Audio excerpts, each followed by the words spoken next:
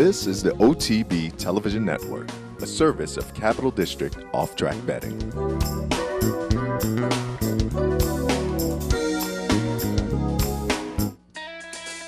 They come to the 8 ball, and California Chrome is absolutely sensational. California Chrome shines bright in the Kentucky Derby. Will take charges surging, and it's a photo finish. It's too close to call. African Story wins the Dubai World Cup. Macho Man! Broadcasting live from the Capital OTB studios, this is Racing Across America with Seth Merrow. Welcome to Racing Across America on this Wednesday morning. I'm Seth Merrill. Thanks for joining us. Coming up a little later on, we'll be joined by Jeremy Plonk, CoursePlayerNow.com, Countdown to the Crown, Night School. And of course, he has shifted now from Countdown to the Crown, to Countdown to the Plate. We're about a week and a half away from the Queen's Plate, so we'll get some of Jeremy's early thoughts on the Queen's Plate, the highlight of the three-year-old season up there at Woodbine, whereas down here it's the Kentucky Derby, but up there the Queen's Plate is what is going to attract a lot of attention, and there is some rooting interest for us south of the border because there's a Ken Ramsey, Todd Pletcher runner that's at the top of Jeremy's top 10 currently. We miss Artie.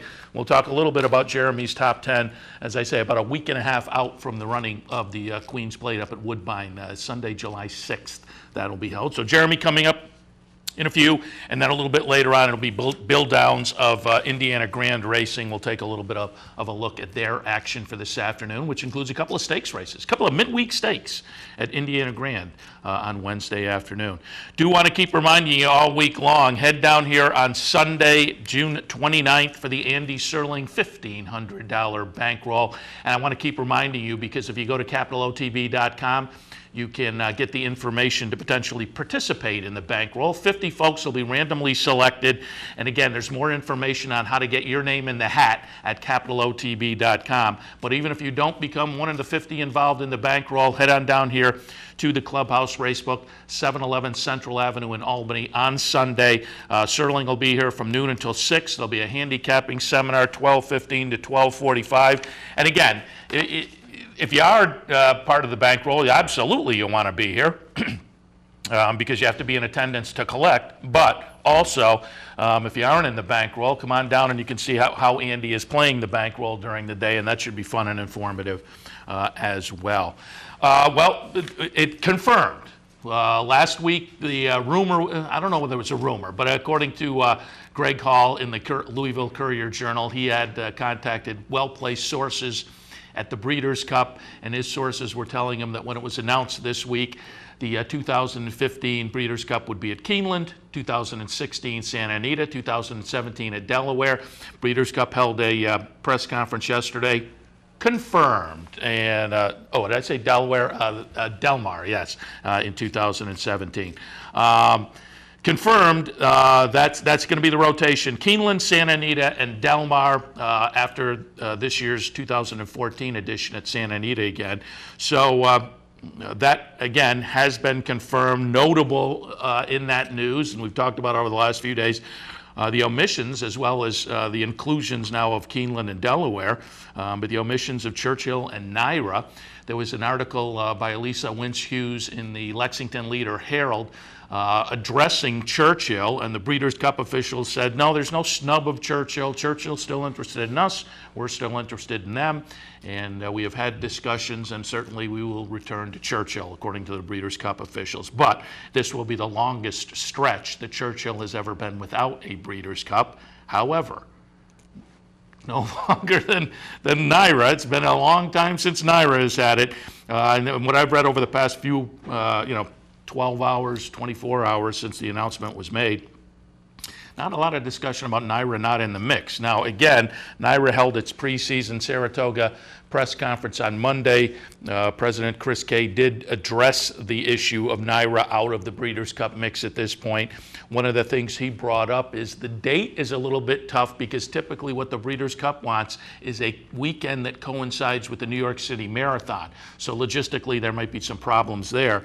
But Chris Kay also brought up that NYRA still, and I wonder if this floats under the radar for a lot of fans. NYRA is still in flux. They're under the control now of that reorganization board, and it's next year, 2015, that it will be privatized again, and we'll have to kind of go through a whole scenario that we went through a few years ago with NYRA.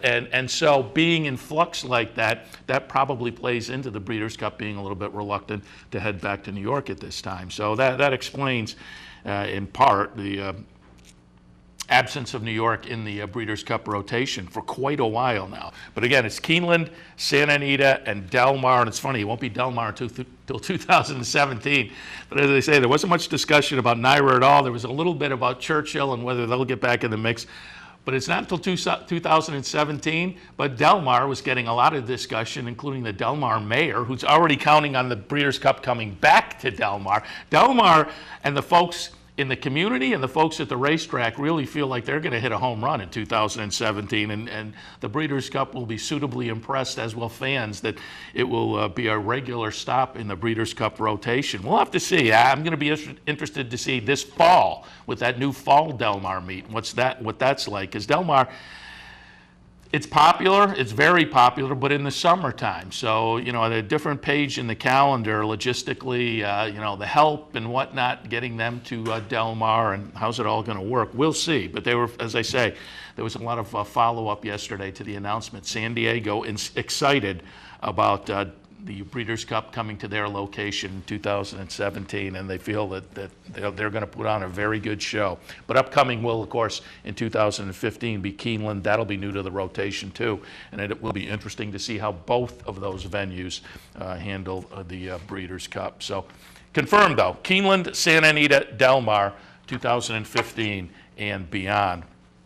Touched on the NYRA press conference yesterday. There were some notes that I didn't hit on yesterday when we talked about that. One of them that was brought up, there will be no twilight racing at Saratoga this year. And that was brought up at the press conference on Monday, but on my drive in this morning, I heard NYRA board member Anthony Bonomo on with Paul Vandenberg on the radio, and Bonomo essentially confirmed what you would assume would be the reason there's no twilight racing. They're responding to businesses in Saratoga who found the twilight racing kind of hurt their business, particularly restaurants. It took away one cycle of the dining experience downtown. I've always felt like, it used to be a 4-week meet. Now it's closer to 7 plus. So there's actually 3 extra weekends in there. And so if you took a couple of nights out, and last year I think there was only 1 twilight, so they took 1 day out of what is an expanded schedule. And it seems to me that there are complaints for downtown. They're really looking at the glass as half empty in those kind of situations. I think for racing, for NYRA, I thought the twilight cards were a good thing, because I think it brought a new crowd. You could just see kind of a new crowd out there in the backyard, where folks would either take a little time off at the end of the day from their job with a late post time on those twilight cards, or they would wait till work was over and get to the track and still have 3 or 4 races to enjoy. And you could just, as I say, in the backyard and whatnot, you saw there was a little bit of a different crowd, maybe a younger crowd, which I think is a good thing. So it's disappointing that the folks downtown didn't kind of recognize that. And like I say, one or 2 days during the meet was something they would complain about. That, it's unfortunate, because I thought the twilight cards were kind of fun and interesting and added some new folks maybe to the fan base, but that's going to be the situation this year. No twilight racing. I did mention yesterday, I do want to keep mentioning it though, the price got bumped up, and I said yesterday I was surprised that the local media was so focused on that after the Monday press conference, because that was 2 months old news. But and this is kind of old news as well, but it was reiterated on Monday, and I want to keep mentioning it, because if you are a regular fan, through Stewart Shops, NYRA will be offering season passes, $30 for the grandstand, $50 for clubhouse admission. And those are great deals if you're a regular. If you're going more than, let's say, 6 or 7 times, that season pass is going to make a lot of sense. The open house will be Sunday, July 13th, and they're also bringing back the weight trials over at the Oklahoma track. And the weight trials will be starting at 11:30, And the game plan, according to Chris Kay, because last year they held them at the main track in conjunction with the open house. The game plan, according to Chris Kay, this year is to run the weight trials and then just have everybody head over for the open house, the food and the vendors and whatnot. So it should be interesting this year. He said it would also give folks a chance to experience the Oklahoma track, and if you haven't seen the Whitney viewing stand and those kind of things, it might be interesting to go over there. You know, years ago the weight trials were held at the Oklahoma track, so this is kind of bringing it back to what it used to be. Should be fun though. Weight trials will be presented by Adirondack Trust, and again will be held at the Oklahoma training track a little earlier on open house day, Sunday, July 13th, and then all the normal activities right across the street at the main track. Do want to remind folks that Mondays are going to be family fun days. There'll be all kinds of activities for the kids on Mondays. They'll be held over by the reserved seat office in what they're calling the Saratoga Pavilion for most of the afternoon, noon to 4 p.m. So again, keep in mind, if you got kids, you want to go to the track, but you want the kids to have a little something to do, circle Mondays on the calendar throughout the meet. They also announced they're going to have a new International Heritage Series, and I believe there are 4 dates during the season. There'll be Wednesdays, traditional music, dance, entertainment, crafts, and foods from the various heritages they will be celebrating on those days. They're going to have a Latino American Day, an Italian American Day, Irish American Day, African American Day, and an Asian American Day. And there's actually going to be a Saratoga Heritage Day to wind things up. So it looks like actually every Wednesday. And again, that'll be held in that Saratoga Pavilion as well, 11 to 5 p.m. on Wednesdays. So Wednesdays will offer a little bit something extra also. And there's going to be some extensive television coverage at the meet this year. NBC and NBC Sports, of course, will have the Whitney, the Test, the Travers, the Ballerina, Woodward, and Forgo. The Fox Sports Jockey Club Racing Tour, going to have the Coaching Club American Oaks, the Saratoga Special, and the Sword Dancer. And MSG Plus will have the Curlin, the Caress, the National Museum and Racing Hall of Fame, Morrissey, Personal Ensign, Saratoga Showcase Day, that big day, the day after the Travers, that will feature New York bred stakes, and the Risk Averse. So really a lot of nice television coverage, highlighted by the national coverage with NBC and NBC Sports and Fox Sports and that Jockey Club Racing Series, which is going to encompass 6 days and what do we have, 9 races. So should be that, you know, that's always a bonus.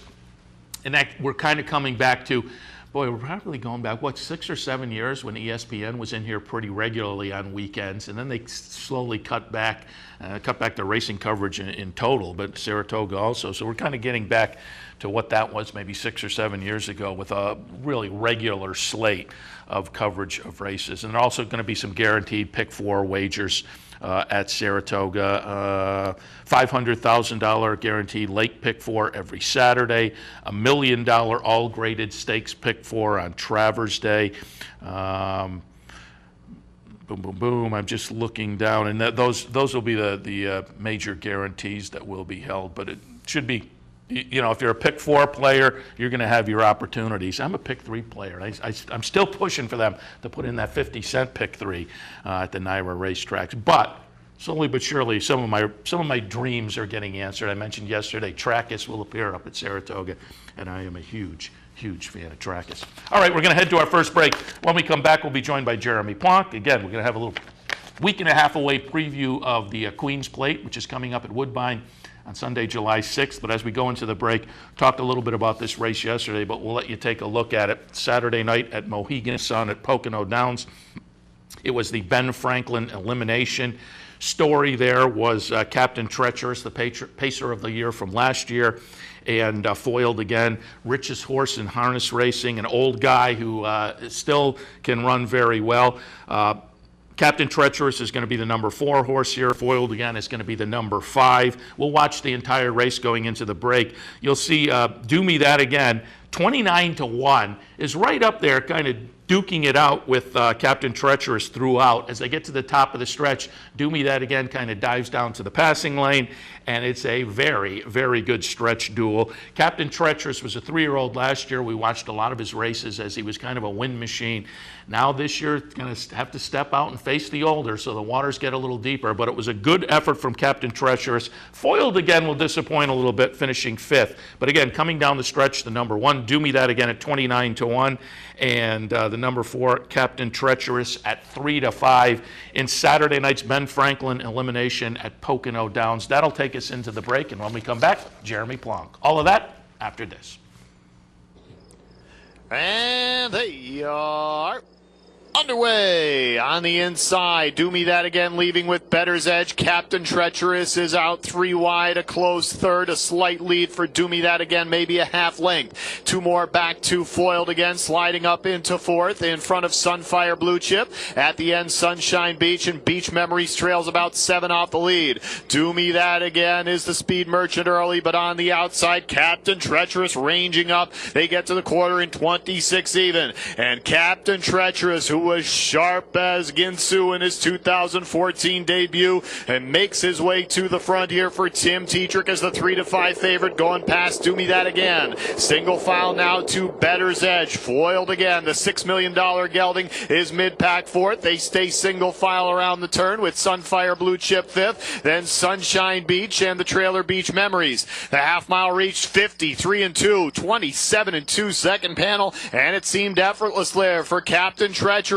Now on the outside, here comes Foiled again. First over for Yannick Ginrod, grinding his way up to within 2 of the lead. Do Me That Again still hanging around in the pocket. Inside Bettor's Edge. Second over now, Sunshine Beach is in gear. Also at the back, Beach Memories and Sunfire Blue Chip. But Captain Treacherous still about a length and a quarter to the good at 3/4, 121 even, 27-3 third panel. Captain Treacherous still by about a length. Foiled again, having a hard time getting to him. Do Me That Again, trying to upset the apple cart. Top of the stretch, Captain Treacherous. Tetrick still has an ass. Do Me That Again in the passing lane. A strong challenge here. Do Me That Again, taking on Captain Treacherous. Do Me That Again, Captain Treacherous. Do Me That Again pulls off the stunning upset at 29-1.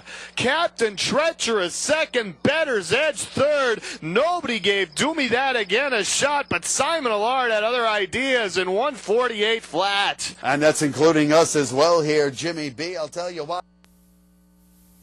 Missed one of our TV shows? No worries. Now you can catch all your favorite programs online. Simply log on to CapitalOTB.com and click on the YouTube link at the bottom of the homepage. And look for our new podcast coming soon. CapitalOTB.com. Log on today. I got it. Watch me. I got it. Hey! I got something that makes me want to shout. I got something that tells me what it's all about. I got a move that tells me what to do. If you don't, brothers and sisters, then you won't know what it's all about.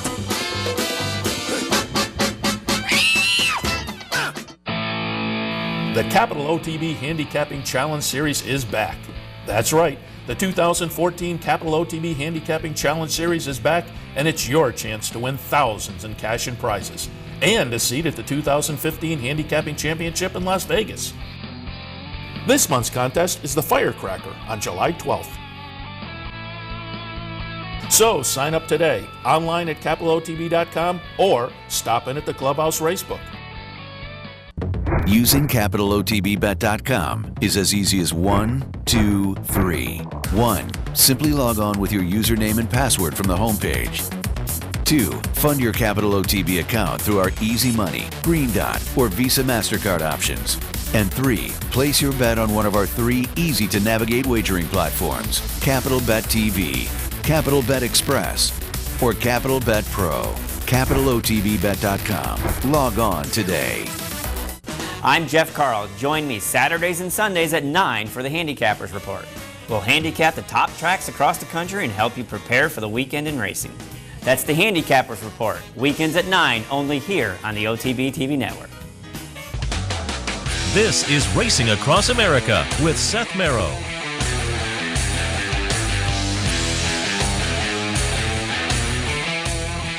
Welcome back to Racing Across America. Happy to be joined now by Jeremy Plonk, HorsePlayerNow.com, Countdown to the Crown/Plate, Night School. And Jeremy, good morning.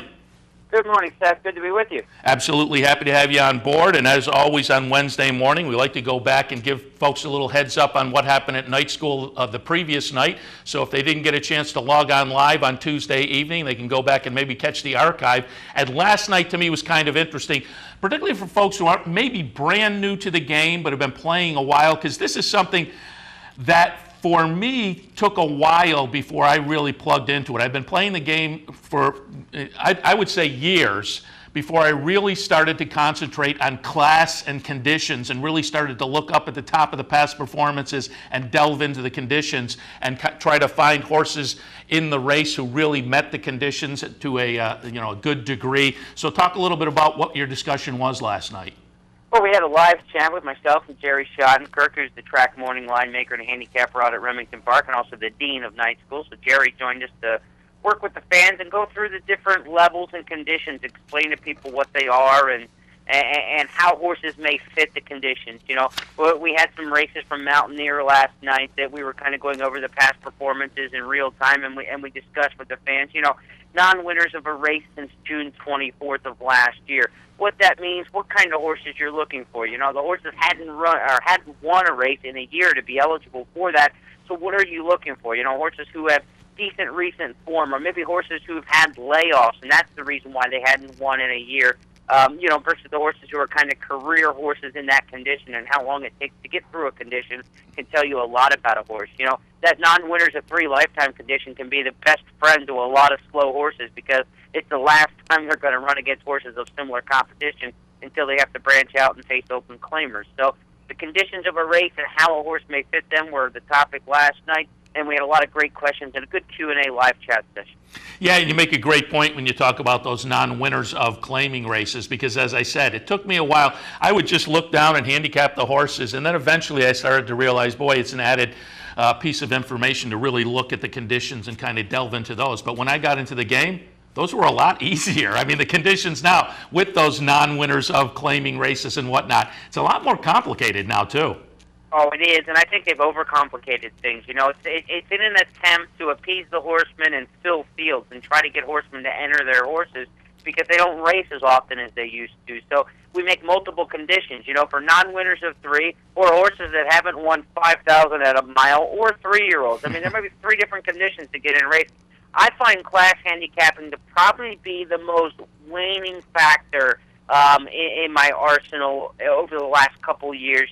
Some other things have just taken a little bit more precedence because of these multiple conditions have made it so hard to rate the horses head-to-head.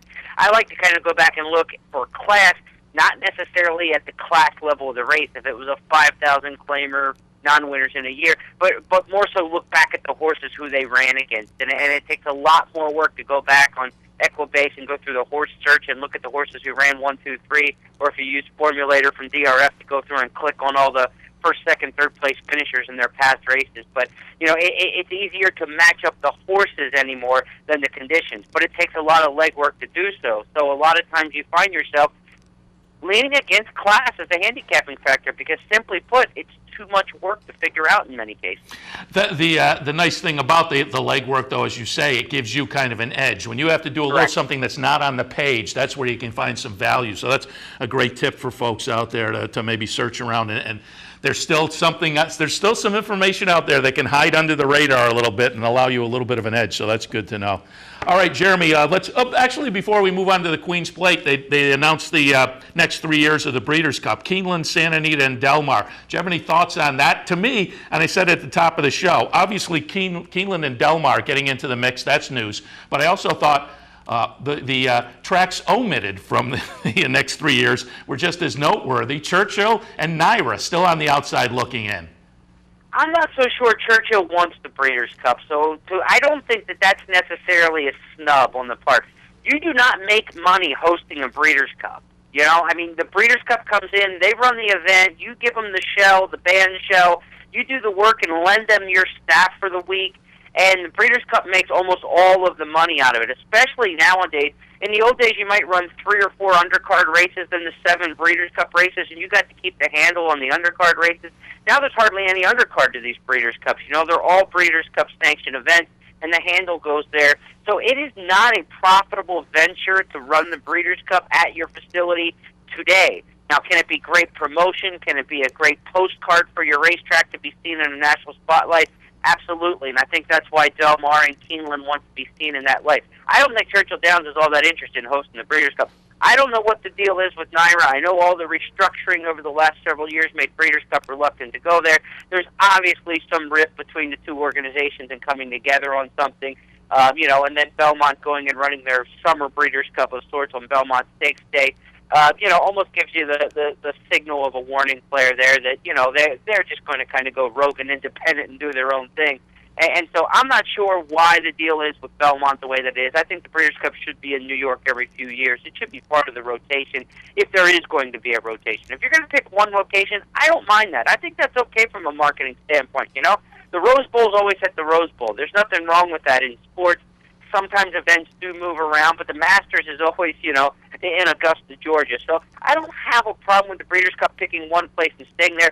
But if there is going to be a rotation, obviously New York should be part of it. Yeah, it is a head-scratcher. And Chris Kay, they had the annual Saratoga preseason press conference on Monday, and this was a question from the audience at the end regarding the Breeders' Cup. And Chris Kay first pointed to a lot of the times the weekend is the same weekend as the New York City Marathon, but then he did also point to the fact that in 2015, again, they have a privatization question coming up. So the organization is a little bit in flux, and I think Breeders' Cup has pointed to that over the past, 7, 8 years at least, as they chase the franchise and whatnot. But with New York being essentially the capital of racing in the United States, it's surprising that it is not wound up back there. And there really isn't a lot of comment on that from the Breeders' Cup themselves, which does make you think, there is maybe a little bit of a rift going on. Yeah, there probably is. But I will say this, with Del Mar and Saratoga, or Del Mar and Keeneland, I like those choices. I will exonerate myself a little bit and say I've been on the payroll of both tracks in the past in various capacities as a consultant.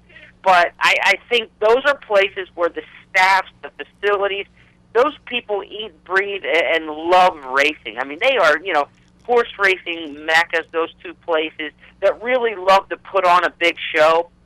They aren't the biggest facilities in the world, but I think, I like the Final Four in basketball when it was at the Pit in Albuquerque. You can still get, the 1983 Phi Slamma Jamma and Jim Valvano and have it in a college arena and still do well. The Final Four doesn't have to be in a big football stadium to be a great event. And I look at that as the same way with the Breeders' Cup. An intimate event with limited seating where, look, there's going to be a sellout. They're going to say 35,000 tickets are available. They're going to be a premium. There's going to be scalpers for horse racing, and it's not going to be that bad of a deal. I like those two facilities to host the Breeders' Cup because I know how well their staffs work. I've worked with them in the past, and those people are going to be so excited to have the Breeders' Cup that I think they're going to do a fantastic job with it. Will it be tight? Will it be crowded? Of course, but who goes to any major sporting event, and we know that from the Belmont Stakes just a couple of weeks ago, and doesn't have traffic issues to deal with?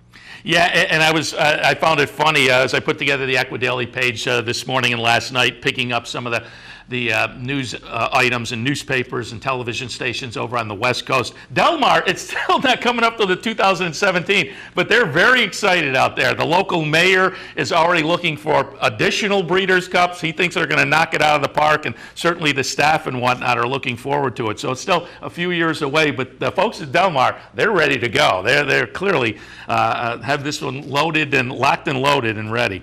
All right, go ahead. Well, I was going to say, when a lot of these big events are held, two of the staffs that a lot of the national institutions tap into during their big events, whether it's the Derby or the Preakness or the Belmont or the Breeders' Cup, is they go to Keeneland and they go to Del Mar and use a lot of their staff. One, because they're available, and two, because they're very good and very excited and really into it. So I think they're great staffs. I think those facilities and those staffs are going to be they're going to be hits for the Breeders' Cup. Yeah, it should be fun over the next few years. And again, I'm one that I like it bouncing around a little bit so that there is a little bit of a rotation again.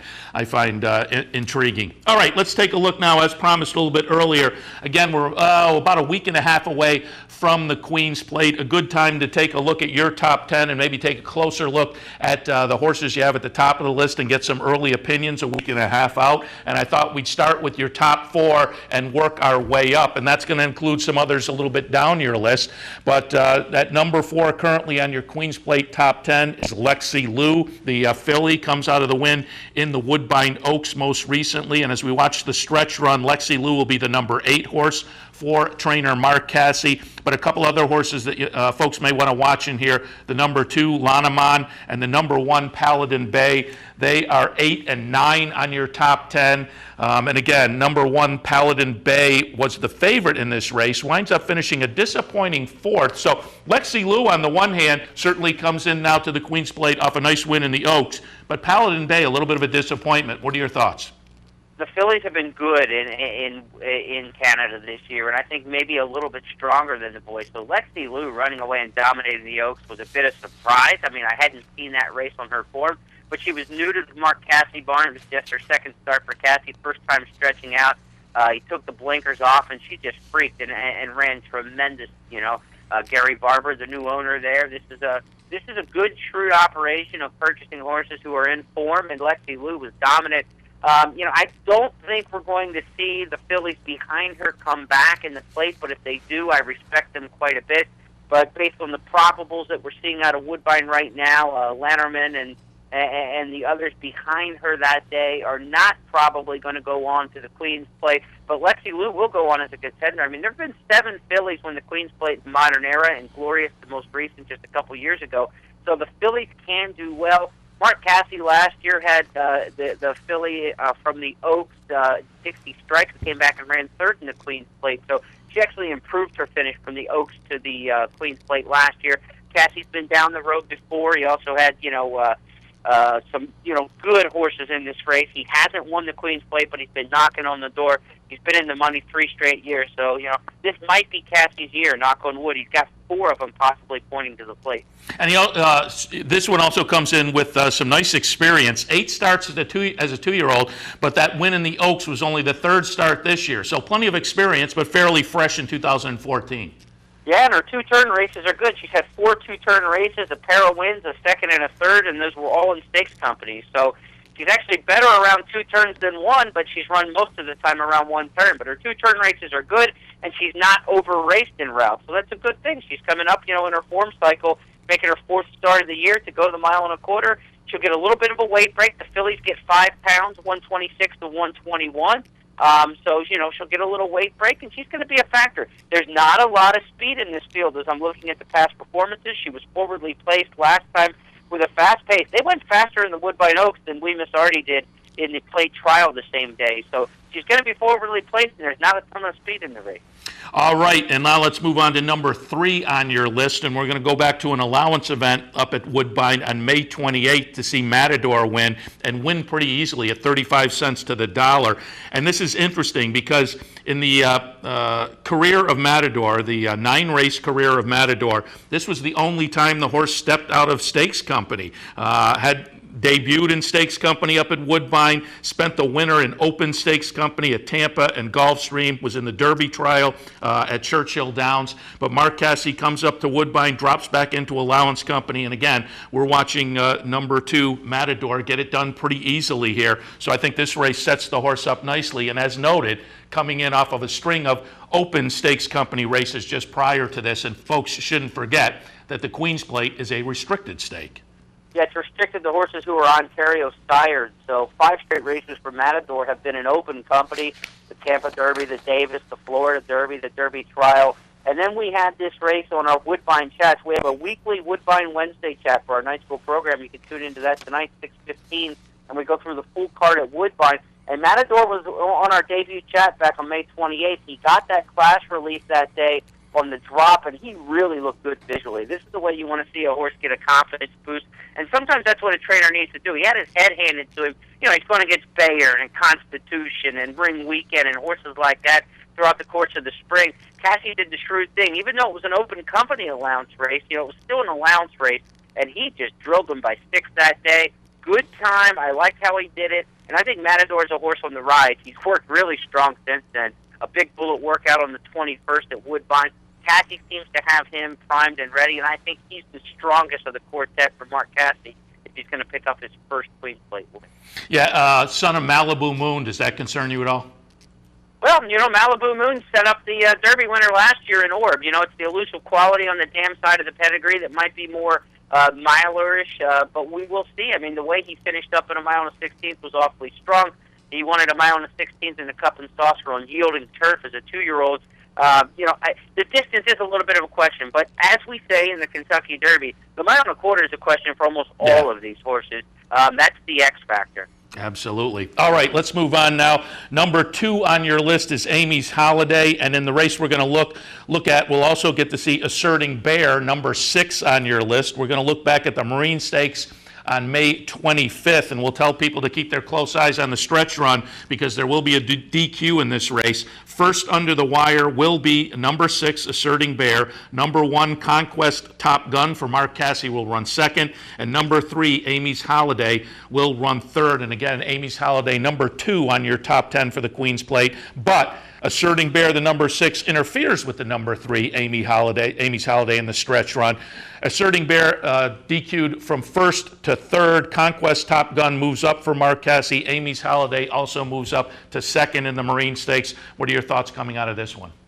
I was a bit of a fan of DQ. I'm not quite sure exactly, that was necessary for the disqualification, but both horses ran well in that race. The Marine, you have to remember, versus the Plate Trial, is the Marine is an open company stakes. So Conquest Top Gun, the horse was actually put up to the win, was a Kentucky bred for Mark Cassie in that race, with the 2 Ontario-sired horses running, bookending them, and then the, Asserting Bear being disqualified from the win.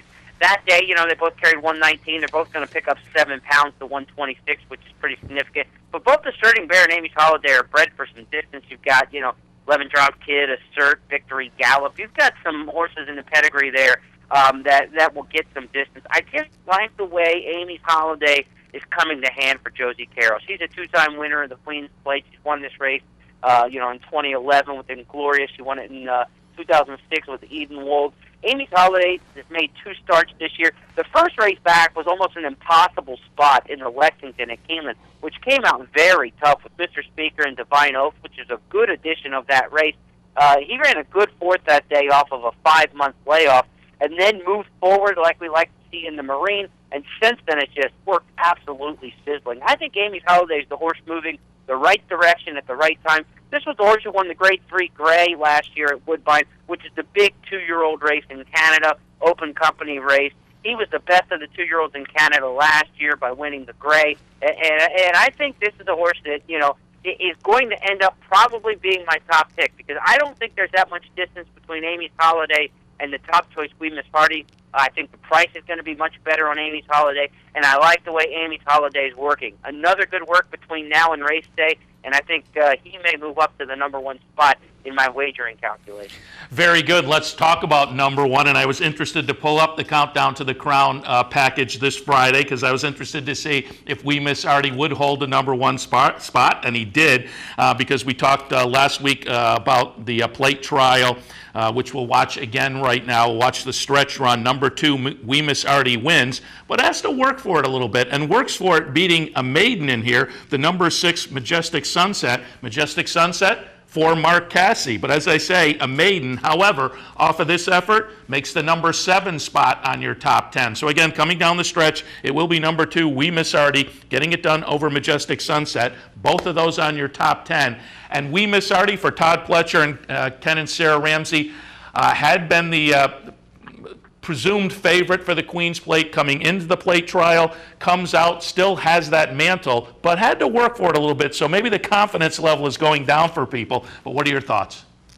You've got the best resume in the field. I mean, we can't really argue that. The horse won the Grade 1 Breeders' Futurity on Polytrack, the Grade 3 Spiral on Polytrack and Open Company, and then the Plate Trial, the local prep at a mile and an 1/8 there at Woodbine. So there's no question that he loves the Polytrack. There's no question that he can handle the surface.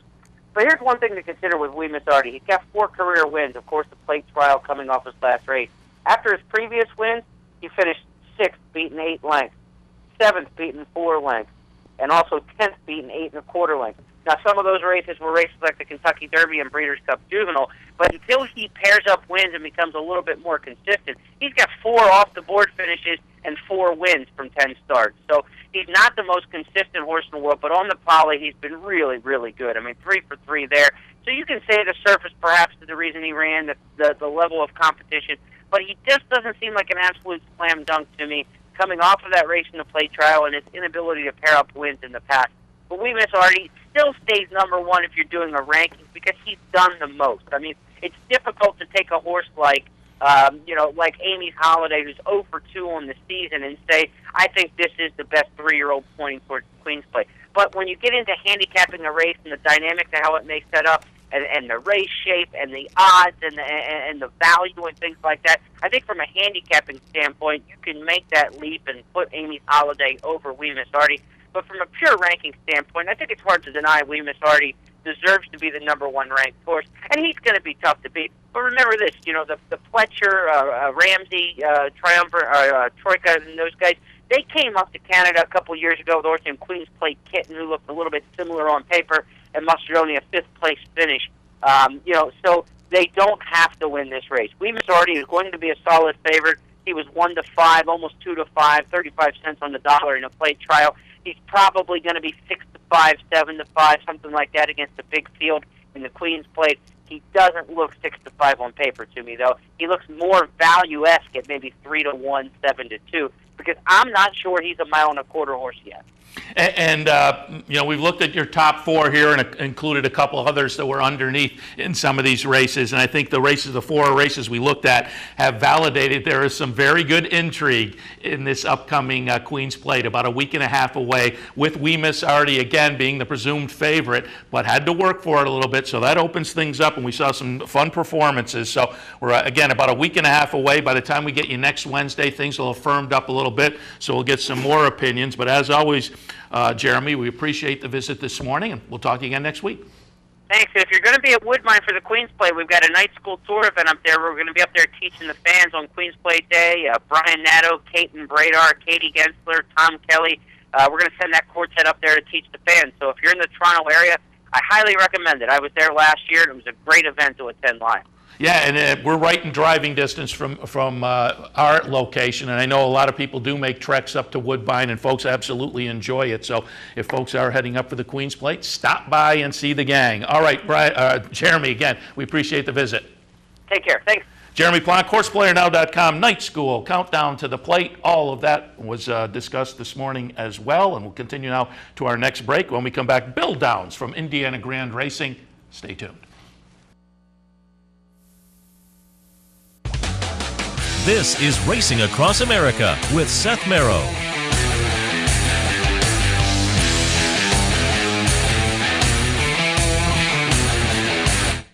The future of online betting is here, and only at the all-new CapitalOTBBet.com. CapitalOTBBet.com delivers a state-of-the-art wagering experience found nowhere else in horse racing. CapitalOTBBet.com. Log on today. Summer at Saratoga, and there's no better place to watch all the racing action than right here on OTB TV. Each morning, the Handicappers Report brings you selections and analysis from our professional handicappers. Then stick around as the biggest names in racing join us live from the backstretch. The top trainers, jockeys, and racing personalities all share their unique insights and observations. For more than 20 years, there's been just one place to turn for unparalleled coverage of the Saratoga Racing Meet, Capital OTB and OTB TV. Fascinated by the world of horse racing? Interested in honing your handicapping skills? Class is in session. Night school, Monday nights. Easy to access online. It's free, interactive, and informative for the casual and serious race fan.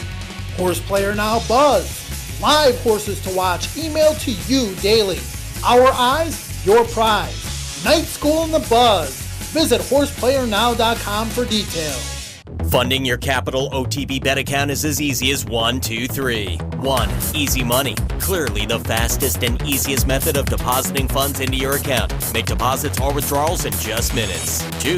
Green Dot Money Pack. gives you instant access to your funds. Green Dot Money Packs are available at thousands of retailers nationwide. And 3, MasterCard Visa. Simply click on the link from the funding page, enter your account information, and fund your account. CapitalOTBBet.com. Log on today. Hey race fans, head down to the all-new Clubhouse Racebook. With live horse racing on more than 250 flat-screen TVs, state-of-the-art wagering terminals, and amazing Vegas-style atmosphere. The Clubhouse Racebook, 711 Central Avenue, Albany. Welcome back to Racing Across America. As promised before the break, we're joined now by Bill Downs of Indiana Grand Racing. Good morning, Bill. Good morning, Seth. How are you? Very good. And for folks who are playing Indiana Grand this afternoon, what's the weather look like?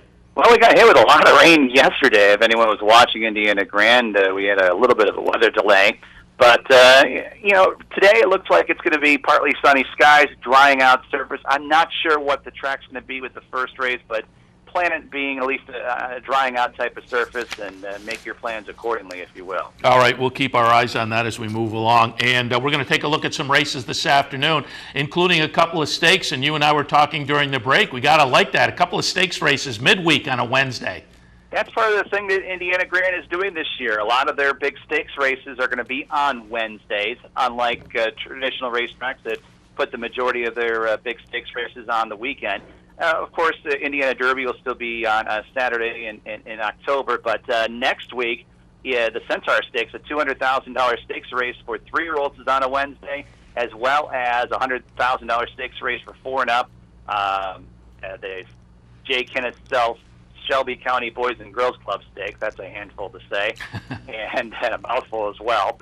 But both those stakes races are next week at Indiana Grand. Very good. And as I say, we like that. And Delaware, we talk to their group on Mondays usually, and they have some midweek stakes as well. And Delaware attracts from, the New York circuit or whatnot. They tend to put together some nice midweek stakes, and I'm assuming it's probably the same out there. You put some nice midweek stakes together and you attract from that Midwest region over Kentucky, maybe up at Arlington. So we'll be looking forward to those midweek stakes, and we'll talk a little bit about the 2 today in a little bit. But let's take a look at an earlier race on the card, a state-bred maiden optional claimer at the $25,000 level. That's race number 5 today at Indiana Grand. They're going to go 6 furlongs. What were your thoughts in the 5th? I wouldn't mention maiden optional claiming for state-breds unless I liked someone a little bit with the price, and that's the 6-horse Gear Jammin' Johnny for trainer Ricky Short. Debuted at Indiana Grand May 27th at that same level. Was along the inside, and for a lot of the early part of the meet, the inside was not the place to be. Also, I like the angle. I love taking horses at prices, going from career start number 1 to their second career start. That's what you also get today with the 6-Gear Jammin' Johnny. I can't fault the favorite, the 7 Steelar, coming out of a turf maiden special weight race at Churchill Downs versus Open Company, going from turf to dirt, a route to sprint, Open Company into state bred. But I like the price on the 6-Gear Jammin' Johnny, and I also like that Fernando de la Cruz, leading jockey at Indiana Grand, stays aboard. Yeah, I'm just taking a look here, and I like your thinking also. I'm in the same boat. A nice performance in the first effort, and this one was a 3rd place in an 8-horse field, so finished in the top half of the field. And a lot of times, horses' biggest improvement is start number 1 to start number 2 in their career. And so I think this horse got some good education in the first start. And as you noted, Fernando de la Cruz, who did so well early in that Tampa meet and now is doing so well out there at Indiana, is on board again this afternoon. So I think this one is nice at a generous morning line of 8-1. So Gear Jammin' Johnny, number 6 in the 5th race. Let's go out to race number 6 now. 6th race this afternoon. Optional claimer, $40,000 tags, non-winners at 2 other than. They will go 3/4 of a mile. Your thoughts in the 6th? The one I probably like the most is the 7 El Grande Rojo for trainer Marvin Johnson. Paid immediate dividends off the claim on May 27th at this same level. Nobody claimed it, so they say, hey, let's return it back at the same level. Granted, it's a sprint and not a route, but the horse has had some sprint experience and has done well in the past, including a race 2 starts back on May 17th at Indiana Grand. That would be my top choice. Masaru for Steve Asmussen.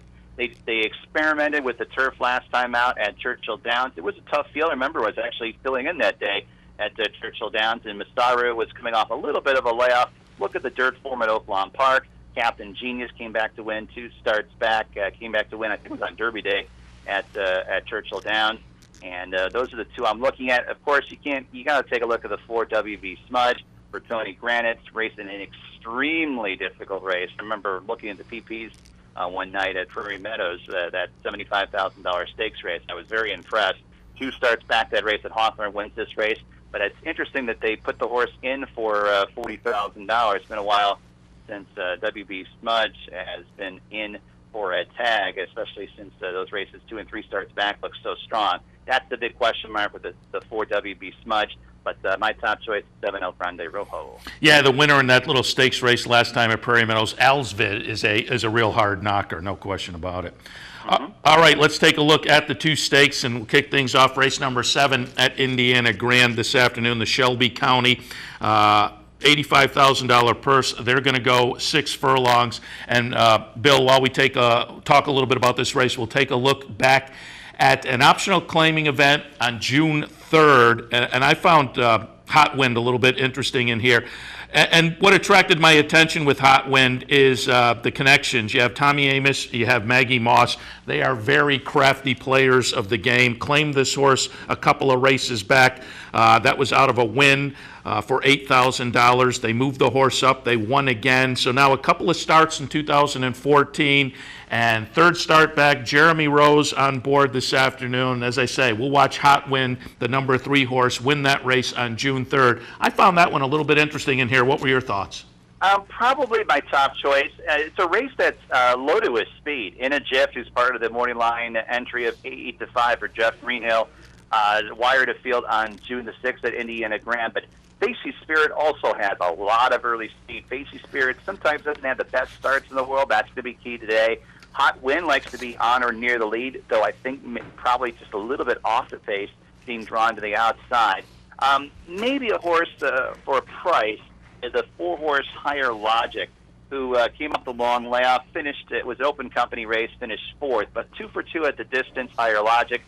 Granted, that was way back in 2012, but I think Higher Logic is going to get a pretty good trip in here off of a lot of the early speed in a Jiff, Facey Spirit, and Hot Wind, though I do pick Hot Wind as my top choice in race number 7. Very good. All right, race number 8 this afternoon is the William Henry Harrison, $85,000 purse. Again, they're going 6 furlongs. And Bill, in this race, I went back and looked just recently, and that's one of the things I found intriguing. We're only going back to June 17th. We're going to watch the number 1A short round get it done. And I just found it intriguing that they're coming back off of that very short layoff with short round today. This horse had made the move up from Tampa prior to this race, so the first start since moving back north to Indiana Grand, a nice win, but again, notable to me that the quick comeback, I always find that intriguing when trainers come back quickly like this. So for me, short round was the one I found a little bit interesting in here, but what were your thoughts? 8 days rest, short round, I think might be better suited going a route of ground, though that he has won in the past sprinting, but a lot of the latest success with short round has come going a route of ground. And speaking of success, morning line favorite is the 7 Successes Racing, who has really gotten good here at Indiana Grand this season. I liked the horse back on May the 20th when he won a starter allowance race by a couple of lengths, but really kind of surprised me and was bet down too on June 13th in an open company race, got up by a half length. I thought that race was even more impressive than the race on May the 20th. Therefore, Successes Racing, to me, is the one to beat. A price shot, the 6, Past the Crown. Past the Crown has been on a sloppy surface the last couple of times. 0 for 9 on a sloppy surface. Before that, synthetic races. Finally gets back on a dry surface. Hopefully it will be a dry surface by the 8th race at Indiana Grand. He also had an inside trip on June the 4th when that was not the place to be. 2 starts back, lost a really nice horse from the Amos barn, Southern Dude, who was down at the fairgrounds this year in the winter. Therefore, no disgrace, finishing second, beating 3.5 lengths that day. Therefore, I think that's the price shot. Of course, the sentimental choice in the race is the 5 Unreachable Star, defending champion in this race, a 10-year-old gelding. I just remember the race last year. It exploded in the stretch to win by a neck back on June 5th of last year. It's just a matter 10 years old. Can he get it done at that advanced age against stakes horses? But the sentimental choice for sure, the 5 Unreachable Star. But my top choice is 7 Successes Racing. My price shot, the 6 Pass the Crown in race number 8, the William Henry Harrison Stakes. Yeah, I love those guys like Unreachable Stars. You say 10 years old, $750,000 in the bank. And Pass the Crown. Pass the Crown is one of those that maybe underneath in the Exacta because has a little bit of a bridesmaid race record. Yeah, he does. He does. I'm just remembering last year he's run big on occasion, and I think the sprint distance is more suited for him. And I think there's not a whole lot of early speed in the race, and that's where it could get tricky. He likes to come from a little bit off the pace, even though in the sprint race on May 14th he was a lot more up close than I thought he would be. So therefore, it's a big question mark when where Prescott, who's aboard the 6 Pass the Crown, is going to position this horse in the early part of the race. And again, a couple of stakes races out there at Indiana Grand this afternoon. They both look kind of fun and intriguing, so hopefully the weather holds up and the track dries out. A lot of good racing this afternoon. Bill, as always, we appreciate the visit, and you're in the rotation, so we'll talk to you again in 2. You got it, Seth. Thank you. Appreciate it. Bill Downs from Indiana Grand Racing. That'll actually bring us right up to the end of the show. Got time enough maybe to hit on one more news item, and this is worth hitting on because we talked about it a little bit, and certainly on Sunday with my partner Steve Bick, and I think I touched on it last week, the exclusion of driver Brian Sears from the Meadowland by owner Jeff Gurl. And it was notable because Gurl has gotten a lot of positive response among fans in the industry for kind of ruling the Meadowlands with an iron hand, and he has excluded some people from the Meadowlands for medication rules and whatnot, and has been applauded. Well, this was a little bit of a different situation. He excluded Brian Sears because Brian Sears a couple of times had gone over and driven at the Yonkers racetrack, and Jeff Gurl, as the owner of Meadowlands, felt that Brian Sears wasn't being loyal to the Meadowlands. And at that point, I think Gurl has stepped over his bounds a little bit. You can appreciate when the guy is looking at folks who have pushed the envelope or whatnot, but when you just have a personal kind of a conflict with somebody, when you start banning for these kind of reasons, it becomes a little dicey. Well, the word has come out, Brian Sears now will be welcomed back at the Meadowlands, and there's a Daily Racing Form article that has statements from both Brian Sears and Jeff Gurl, where essentially they say they sat down, they talked, they worked out their differences, and Sears will now be welcomed back at the Meadowlands, which, as I say, good news, because it just seemed like Jeff Gurl overstepped his bounds a little bit. All right, again, that'll wrap up Racing Across America for this Wednesday morning. We're here every Monday through Friday from 10 until 11 a.m. This morning, got to thank Jeremy Plonk and Bill Downs. Hopefully we gave you some good information in the past hour. And then going earlier, Brian Nadeau and Anthony Mormino took a look at a couple of tracks on the Handicappers Report as well. So hopefully it all adds up, gives you some good information. Enjoy the races this afternoon, cash a few tickets, and we'll see you tomorrow morning.